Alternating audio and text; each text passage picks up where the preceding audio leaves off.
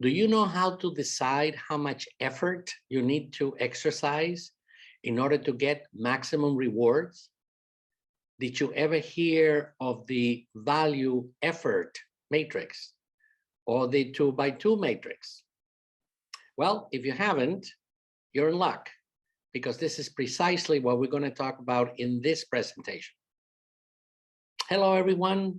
I am Michael Zeischer, and this is the 64th in a series of short videos designed to help owners, entrepreneurs, and executives succeed with their enterprise. And with that, let us consider our first introductory slide. The title of this presentation is Deciphering the Value Effort Matrix. And I am going to be using my own book. It is called The Guide to Entrepreneurship: How to Create Wealth for Your Company and Stakeholders. And this comes from chapter 12, Strategic Management, and more specifically, 12.2, Strategic Corporate Management.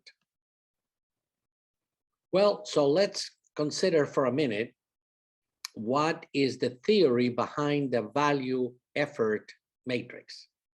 The value effort matrix was something that was exposed to the public by Rangel, Kammerer, and Montague in a paper that has a rather strange title.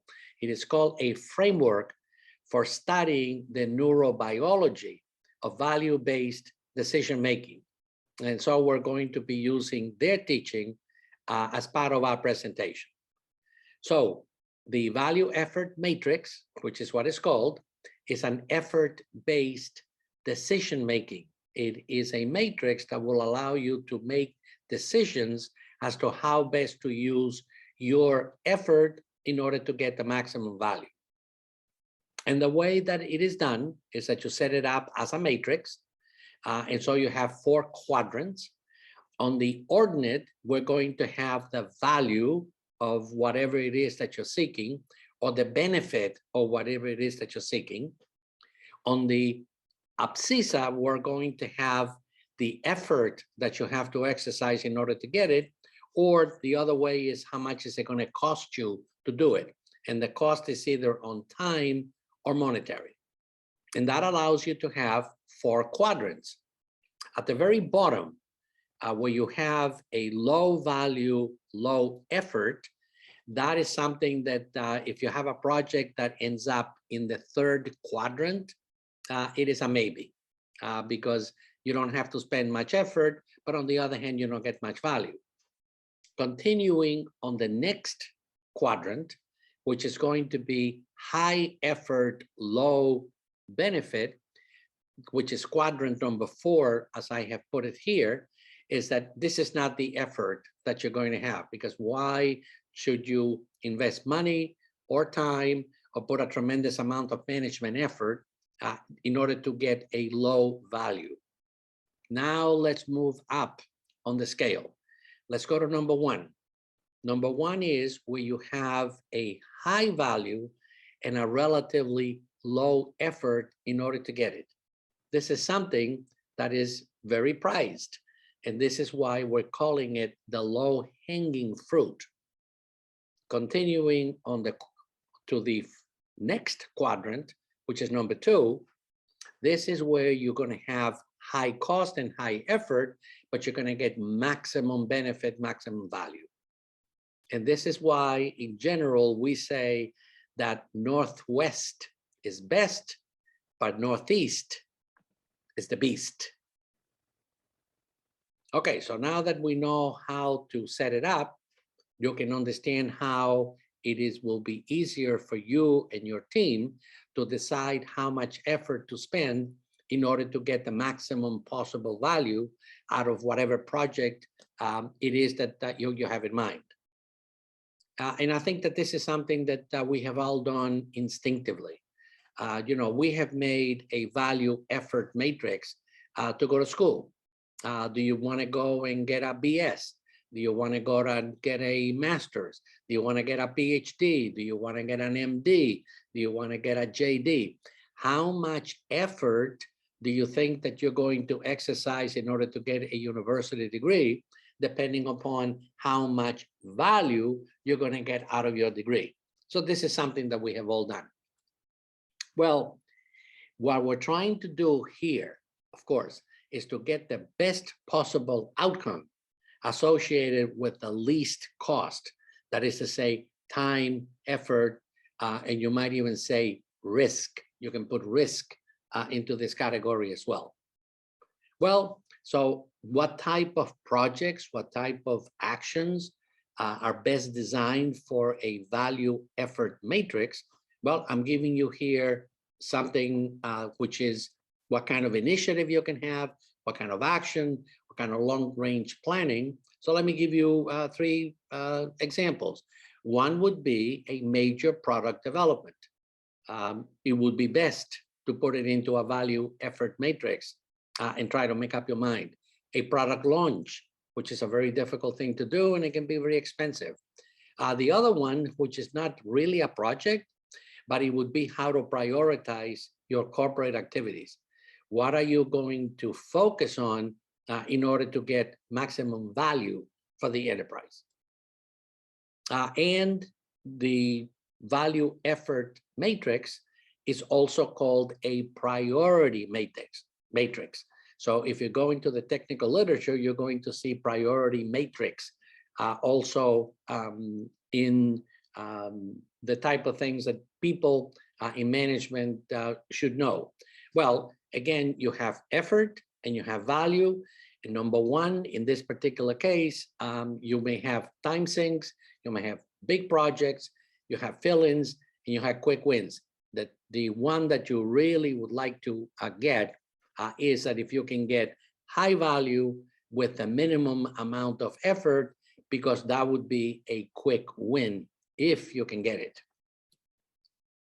The other way in which a value effort matrix is called, it is called a 2x2 matrix. And what I'm showing you here is the front page of the book called The Power of the 2x2 Matrix by Alex Lowy and Phil Hood.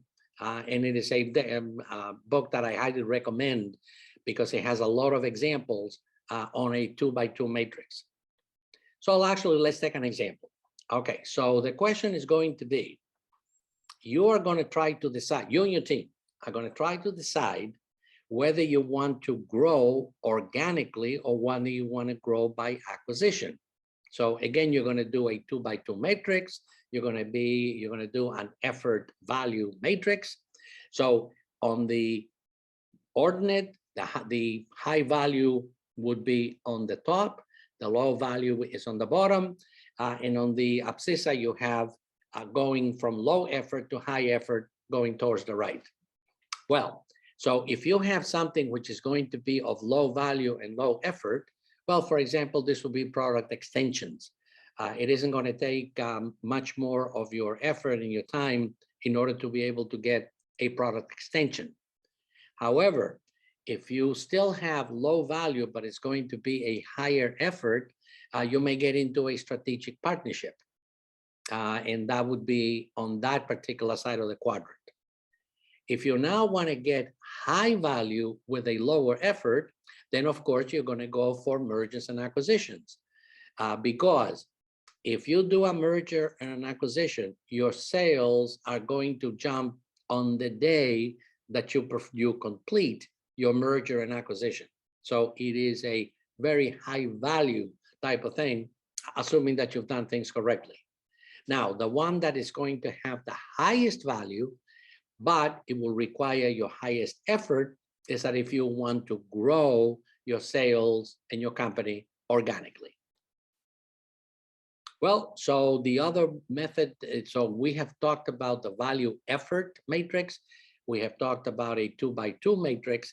It is also called a pick chart. So actually all three of them are based on the same thing. I'm giving it to you here because you're bound to see it in the literature.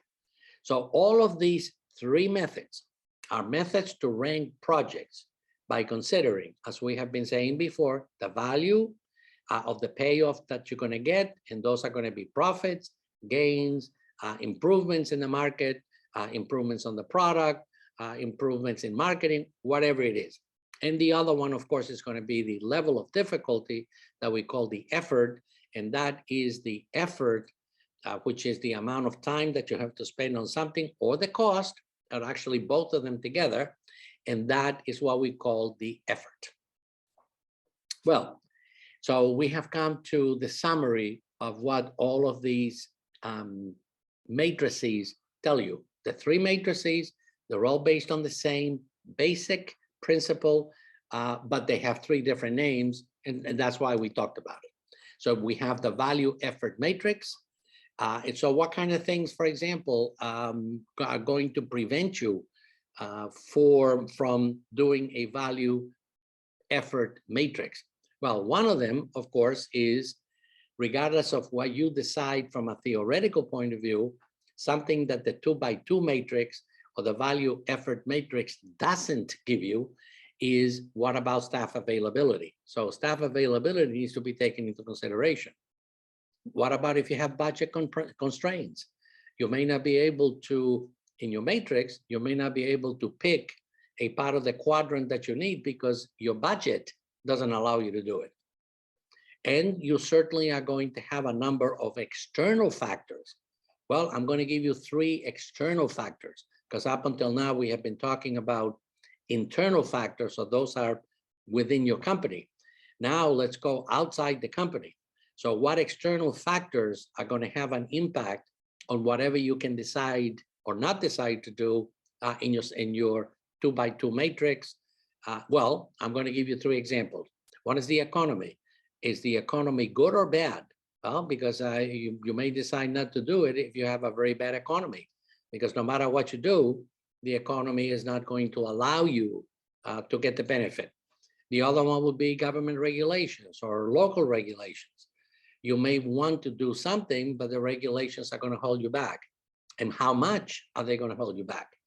The other one is the competitive advantage. What are your competitors doing on that particular time? Well, and the other one, of course, that we need to bring into the picture, which is not in the 4x4 matrix, but it has a maximum impact on it, is how easy is it going to be for you to gather the data, the correct data that you need in order to make a good 2x2 matrix decision. And one thing before I let you go in this particular presentation is, regardless of what you do on your value effort matrix, make sure that you involve your team.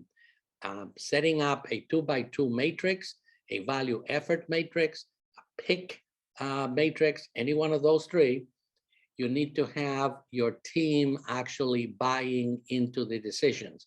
And for that, my best recommendation is for you to have brainstorming sessions so everybody feels that they own part of the decision as to how they're going to go forward. Well, I hope this has been helpful to you. Thank you very much.